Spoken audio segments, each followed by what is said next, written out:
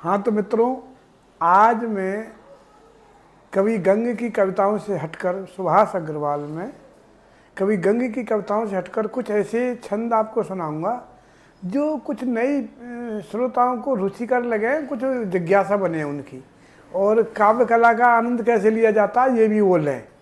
तो वो मैं प्रस्तुत करता हूँ। पंडित ज्वाला प्रसाद मिश्र का एक छंद है। नीचे बह बारी ऊपर कच्छप सवारी, और कच्छप की पीठ एक शेष नाग कारा है। कारे की पीठ अवनी भार ने दबाए राखी, अवनी के ऊपर एक पर्वत विस्तारा है। पर्वत के ऊपर एक पर्वत कैलाश हुयो, कैलाश के ऊपर रहे नंदीश्वर भारा है। और नंदी की पीठ नंदी पे सवार शिव, शिव पे सवार जटा, जटान के बीच श्री गंगा जी की धारा है। तो ये उत्प्रेक्षा अलंकार का इसमें प्रयोग हुआ इस छंद में। तो ज्वाला प्रसाद मिश्र का है। ऐसा ही एक छंद आपको और सुनाता हूँ कि भगवान शंकर ने माता पार्वती से कहा कि मैं काशी जी में वास करूँगा, तुम चलो। तो माता पार्वती बोली कि मैं तो यहीं रहूँगी कैलाश में, आप जाओ, भले ही मुझे नहीं जाना। तो ये चले गए। तो काशी में दुर्भिक्ष पड़ गया, क्योंकि वहाँ तो माता अन्नपूर्णा तो थी नहीं। अब अकाल पड़ गया काशी में, भगत जन मरने लगे भूख से। तो फिर देव ऋषि नारद ने इनको कहा कि भगवान कुछ करो, भक्त मर रहे हैं। तो बोले मैं क्या करूं?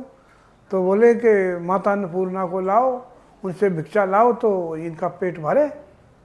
तो उन्होंने जाके माता पार्वती से माँ कह के भिक्षा मांगी। तो जो ही वो बाहर आई तो देखा तो भोलेनाथ खड़े थे। तो वो मुस्कुरा गई, बोले कि अन्नपूर्णा तुम तो यहाँ हो, तो वहाँ तो भूखे मर रहे हैं। तो उन्होंने कहा कि मैं काशी में, और 24 घंटे में एक वक्त भोजन की मेरी गारंटी है जो भी काशी में रहेगा। तो कहते हैं कि वो अन्नपूर्णा तब से काशी में आज भी चल रहा है। अन्नपूर्णा नाम के उसमें तो मैं भी खा के आया हूँ कई बार।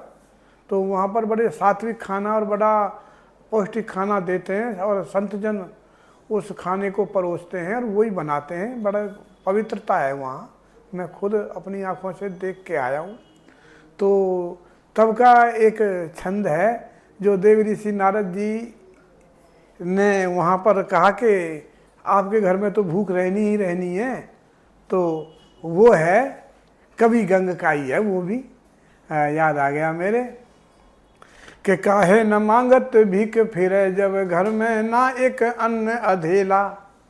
एक मोह होए तो पूरो परे, मोही मोहन को घर में जमेला। शीश चढ़ो सहसानन है, सहसानन कहते हैं शेषनाग को, इसके 1000 मुख हैं।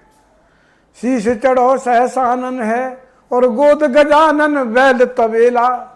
गोद में हाथी बैठे हैं गणेश जी, और नंदी सर बंधे हुए हैं, वो बैल हैं। शीश तनो सहसानन है, और गोद गजानन बैल तबेला।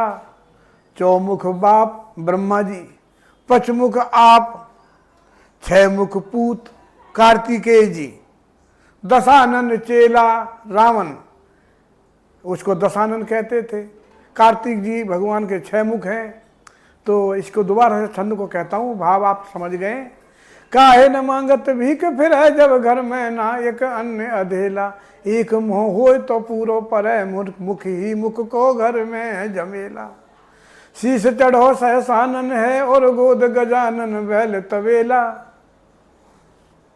चौमुख बाप तो पचमुख आप, 6 मुख पूत दशानन चेला। यानी कि उत्प्रेक्षा अलंकार का समय भी प्रयोग हुआ है, और बड़ा सुंदर प्रयोग बन पड़ा है। और तो ये कुछ हटके, कुछ रुचिकर छंद हैं। एक छंद आ रहा है कवि भूषण का याद।